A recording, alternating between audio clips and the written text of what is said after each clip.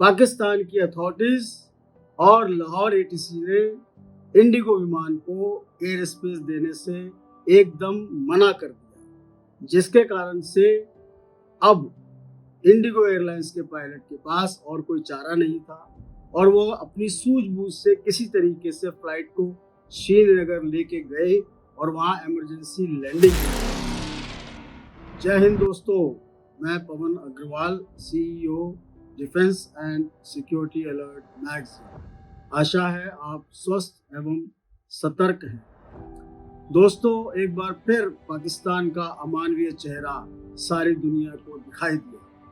पाकिस्तान जो अपने सैनिकों के शवों को पहचानने से और उनका अंतिम संस्कार करने से भी पीछे हटता है, ऐसा ही एक अमानवीय चेहरा नजर आया जब भारत की एक एयरलाइंस इंडिगो एयरलाइंस की फ्लाइट संख्या 2142 जो कि दिल्ली से श्रीनगर जा रही थी, अचानक अमृतसर के पास एक तूफान में फंस गई और उसके कारण से उसका जो फ्रंट नोज होता है एयरक्राफ्ट का, वो डैमेज हो गया। ऐसी स्थिति में पायलट ने प्रयास किया कि जिस एरिया में तूफान है वहां से वो बाहर लेकर के अपने एयरक्राफ्ट को किसी तरीके से ले जाए।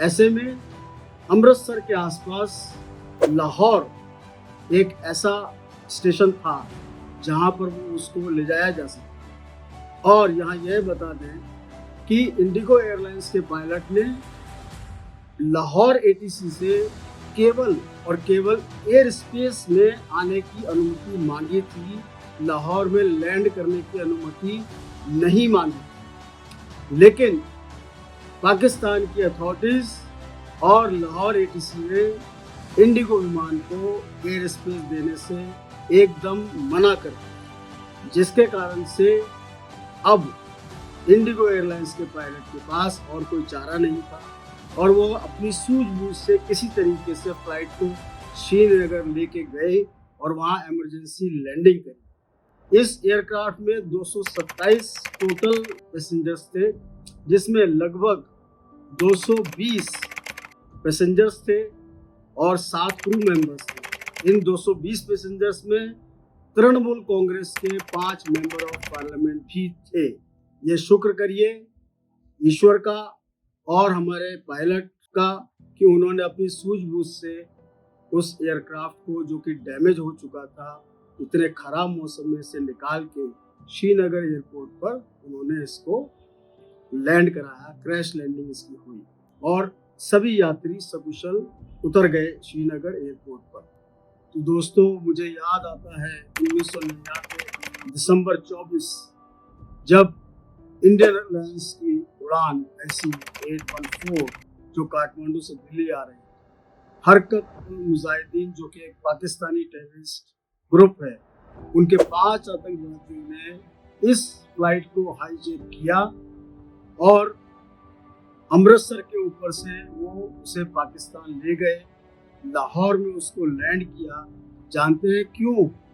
ताकि यह एयरक्राफ्ट भारत के रडार से बाहर हो जाए और पाकिस्तान यदि चाहता और वो परमिशन नहीं देता इसको लैंडिंग की, तो मजबूरी में उन्हें भारत के रडार के अंदर रहना पड़ता। लेकिन पाकिस्तान ने ऐसा नहीं किया। उस विमान में भी लगभग 200 यात्री थे। पाकिस्तान की तत्कालीन सरकार ने न केवल इस जहाज को रिफ्यूल होने के लिए वहां अलाउ किया, बल्कि रिफ्यूलिंग के बाद उसे कांधार जाने का भी परमिशन दी। यह सिद्ध होता है इससे कि पाकिस्तान की करनी और कथनी में कितना फर्क है। जब 1999 में इन्होंने किया, वह भी एक अमानवीय व्यवहार था। और अभी 21 तारीख को जो इंडिगो एयरलाइंस को अलाउ नहीं किया और केवल एयर स्पेस उन्होंने मांगा था, तब भी इन्होंने अमानवीय दृष्टिकोण सिद्ध किया। तो दोस्तों, पाकिस्तान एक बार पुनः एक्सपोज हुआ है इंटरनेशनली। और यहाँ यह भी बता दूं दोस्तों कि इंटरनेशनल सिविल एविएशन ऑर्गेनाइजेशन जो है, जो सारे राष्ट्रों को, जो उसके मेंबर हैं, उनको गाइडलाइंस देते हैं कि सिविल एविएशन के लिए किन किन चीज़ों का ध्यान देना है। उसकी 2-3 मुख्य बातें मैं आपको बताता हूँ जिसके नियम को पाकिस्तान ने तोड़ा है। एक, किसी भी सूरत में अगर कोई विमान इमरजेंसी लैंडिंग करना चाहता है तो कंसर्न देश को वो इमरजेंसी लैंडिंग अलाउड करनी होती है। जब पाकिस्तान को मालूम था कि ऐसी खराब स्थिति में पायलट लाहौर एयर स्पेस को केवल मांग रहा है, वो तो लैंडिंग भी नहीं मांग रहे थे, तो पाकिस्तान ने नहीं दे करके इस ऑर्गेनाइजेशन के नियमों का पालन नहीं किया। एक नियम और है कि किसी भी सूरत में कोई भी देश 1 महीने से अधिक अपनी एयर स्पेस को बंद नहीं रख सकता, जो कि एक और नियम पाकिस्तान ने तोड़ा है। तो पाकिस्तान नियमों को तोड़ता आ रहा है, अमानवीय दृष्टिकोण दिखा रहा है। तो ऐसी स्थिति में लोगों को क्या सोचना चाहिए? पाकिस्तान के बारे में आपके क्या कमेंट्स हैं और इस अमानवीय दृष्टिकोण के ऊपर आपके क्या कमेंट्स हैं, कृपया कमेंट बॉक्स में अवश्य लिखिए। तो दोस्तों, आप अपना ख्याल रखिए, स्वस्थ रहिए, सतर्क रहिए। DS अलर्ट चैनल से लगातार जुड़े रहिए।